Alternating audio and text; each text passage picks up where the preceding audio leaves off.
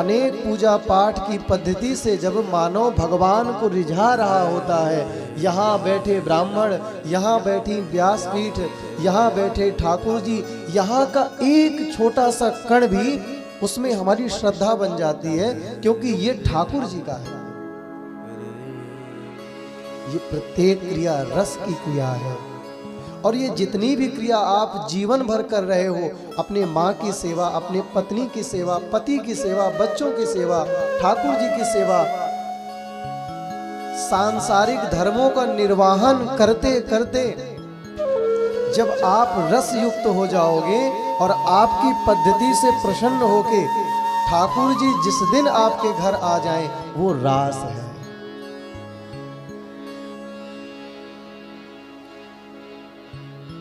हम अपनी पद्धति से ठाकुर जी को पाने का प्रयास करें, ये रस है, लेकिन हमारी क्रिया से प्रसन्न होके ठाकुर जी हमारे घर आ जाएं, ये रास है।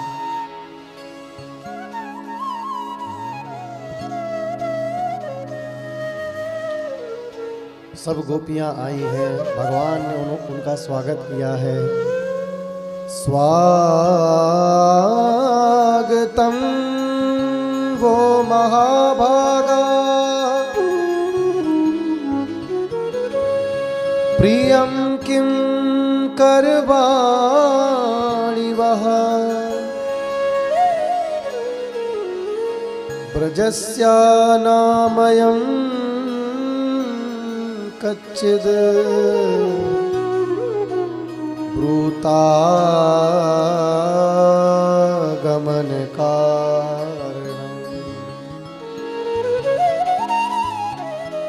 स्वागतम स्वागतम, आओ गोपियों, तुम्हारा सबका स्वागत है।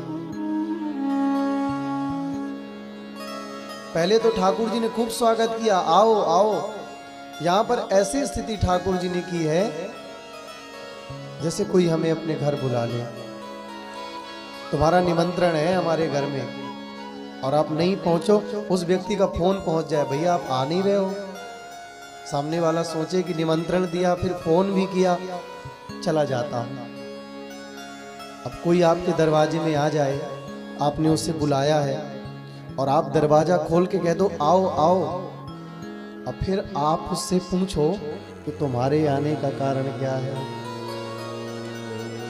आज यही स्थिति ठाकुर जी ने गोपियों के साथ कर दी। रजन्ये सा घोर रूपा घोर सत्व निसेविता प्रतियात ब्रजम नेह स्थेयं स्त्रीभिः सुमध्यमा। अरे ब्रजांगनाओं, ये अर्धरात्रि के पहर में अपने अपने पतियों को छोड़ के तुम किस लिए आई हो? रजन्येसा घोर रूपा, इतनी भयानक रात्रि में अर्धरात्रि के पहर तुम अपने पतियों को छोड़ के आई हो। तुम्हें मालूम नहीं कितने विषैले जीव रहते हैं, वनचर रहते हैं, अभी कोई तुम्हें काट लिया तब स्थिति क्या होगी? क्या जवाब दोगी घर जाके? क्यों आई हो?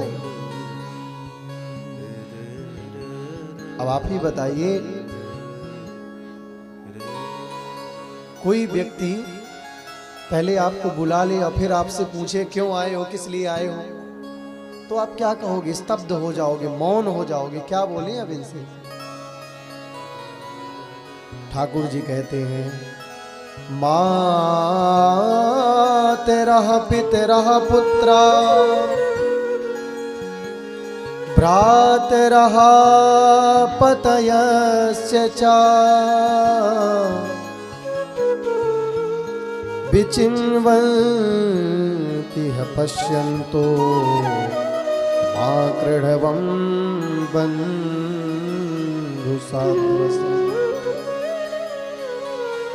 अरे गोपियों, विचिन्वन्ति, तुम्हारी माताएं, तुम्हारे पिता, तुम्हारे पति, तुम्हारे पुत्र, औरों की तो छोड़ो, वो गाय भी तुमको ढूंढ रही हैं, लेकिन विचिन्वन्ति, तुम दिखाई नहीं दे रही हो। ये तुमने ठीक नहीं किया। अरे तुम्हारी माता तुम्हें ढूंढ रही है, तुम्हारे पिता तुम्हें ढूंढ रहे हैं, औरों की छोड़ो, तुम्हारे छोटे छोटे बालक जो भी दूध पीते हैं वो भी तुम्हें ढूंढ रहे हैं, और तुम सबको छोड़ करके चली आई हो। अच्छा समझ गया, पतियों से झगड़ा हो गया इसलिए आई हो ना। गोपियों ने सर हिला दिया, नहीं श्रीमान जी कोई झगड़ा नहीं हुआ।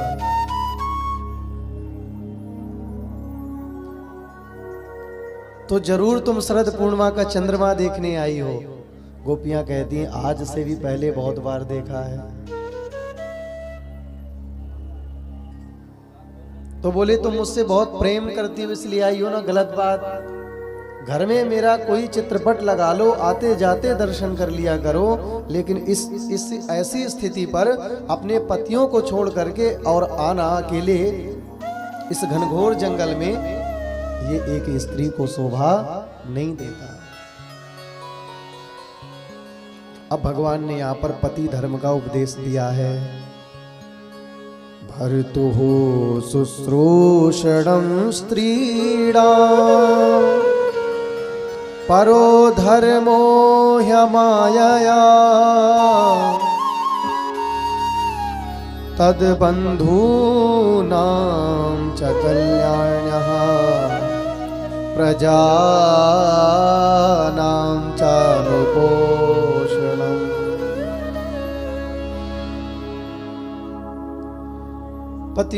अरे गोपियों, पति चाहे जैसा हो लेकिन किसी भी स्थिति पर पत्नी को उसका त्याग नहीं करना चाहिए।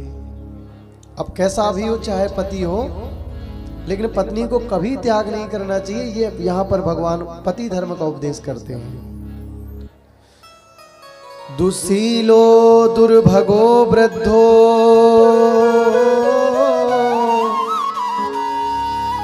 जड़ो रोग्य धनो पिवा पति स्त्रीभिर्निहातव्यो लोके सुभिर्पाति। दुशीलो,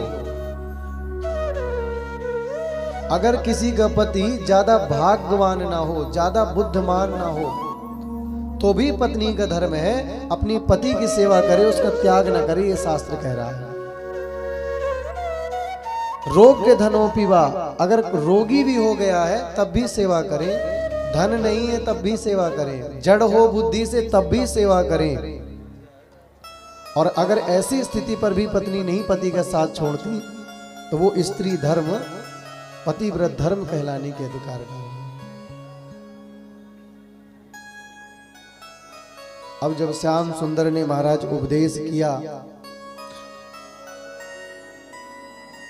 तो गोपियां कहती है बहन अब हमें भी कुछ कहना पड़ेगा, तो अपने ही अपना महाराज उपदेश दिए चले जा रहे हैं, हमें भी तो कुछ कहना पड़ेगा। तो यहाँ पर गोपियों ने प्रणय गीत गाया है। ठाकुर जी हम तुम्हारे चरणों में बार बार एक प्रणय निवेदन करते हैं। प्रणय यानी प्रार्थना। गोपियों ने प्रणय गीत गाया है। मैवं विभोरति भवान् गदितुं रसंशं संत्यज सर्वविषयान् तव पादमूलम् भक्ता भजस्व दुर्वग्रहमां त्यजास्मान्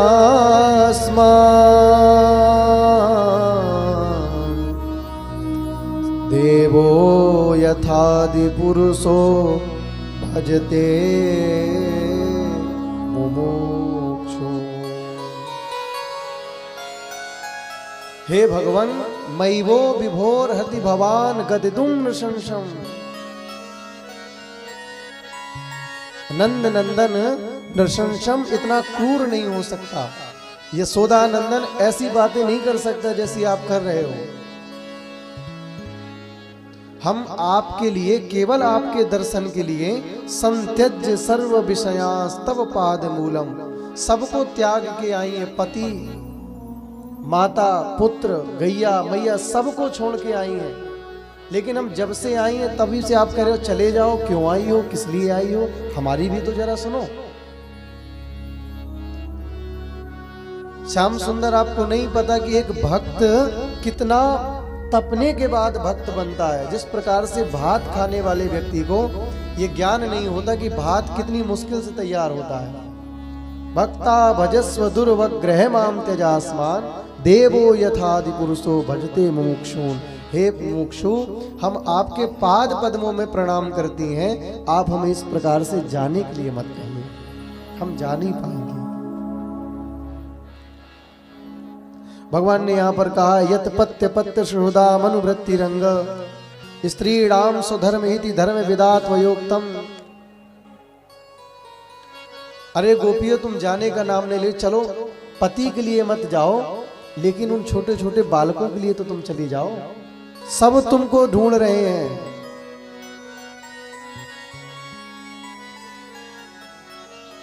अब अंतिम पंक्ति में कह रहे हैं प्रेष्ठो भवान सनुभृताम किल बंधुरात्मा। प्रभु, जितने भी संसार के बंधन हैं, ये सब बांधने वाले बंधु वही जो बांध रहा है, लेकिन आप सबके बंधु हो, जो आपसे बंधता है फिर वो बंधने के चक्कर से ही मुक्त हो जाता है। अब आप बताइए, आप कह रहे हो चले जाओ, हम जाने के लिए भी तैयार हैं, लेकिन अब गोपियों ने इस श्लोक में बड़ी अच्छी बात कही है। चित्तम सुखेन भवता प्रहतम ग्रहेषु यन्निर्विशत्युत करावपि गृह्य कृत्ये पादौ पदं न चलतस्तव पादमूला यामः कथं ब्रजमथो करवाम किं वा। आप कह रहे हो चले जाओ, हम चली जाएंगे, लेकिन चित्त तो आपने हमारा चुरा लिया है। चित्तम सुखेन भवतापहतम ग्रहेषु। अब आपने जब हमारा चित्त चुरा लिया, जब मन चुरा लिया, अब हमारा मन ही नहीं है हमारे पास, तो पादऊ न चलती, अब हमारे पैर चल नहीं रहे हैं। पादऊ पदम न चलती, अब हमारे पैर ब्रज की ओर जाने के लिए तैयार नहीं है। एक भी हमारा पग महाराज उठ नहीं रहा है, और अगर हम चली भी गई श्याम सुंदर, तो यामह कथम ब्रजमथो करवाम किम वा। ब्रज में जाके करेंगे क्या? क्योंकि जिसका मन ही जिसके पास ना हो, ब्रजमंडल में जाके क्या करेगा? कोई हमसे मांगेगा नमक, हम पकड़ा देंगे शक्कर, कोई मांगेगा दूध, दे देंगे दही, क्योंकि अब हमारा जो मन है, जो चित्त है, वो आपने चुरा लिया है श्याम सुंदर।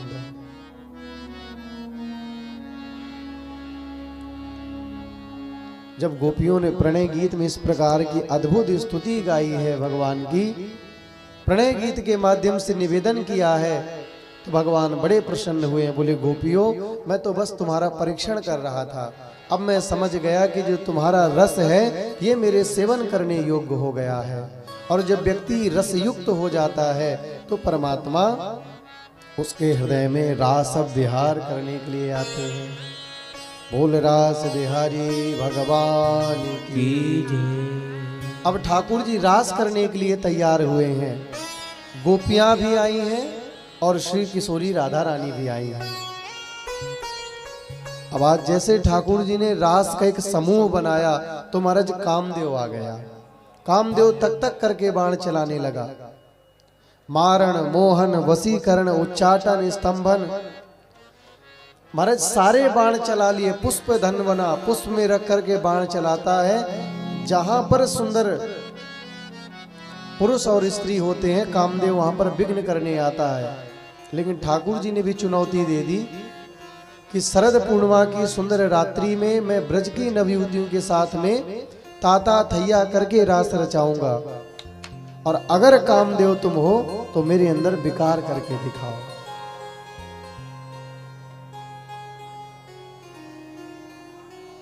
अब महाराज यहाँ पर दिव्य महारास हुआ है।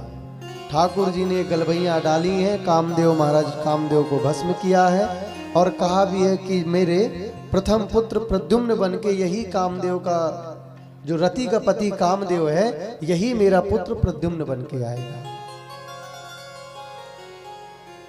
और अब भगवान ने गलबैया डाल के, देखो रास का स्वरूप ये नहीं है, हमने थोड़ा नृत्य कर लिया, रास का गीत कोई गा लिया। रास का मतलब ये है कि जीवन पर्यंत जिस भी रसोपासना पद्धति से आप ठाकुर जी को रिझा रहे हो, ठाकुर जी को पाने का प्रयास कर रहे हो, चाहे वो ठाकुर जी को उत्थापन हो या ठाकुर जी का शयन हो, ये दोनों भी नियम बड़े अनमोल हैं। चाहे ठाकुर जी को उठाने की सेवा हो या ठाकुर जी को शयन कराने की सेवा हो, अगर ये दोनों सेवाएं आपके जीवन में छोटी सी सेवा भी चल रही हैं तो ये रस है बंधुओं।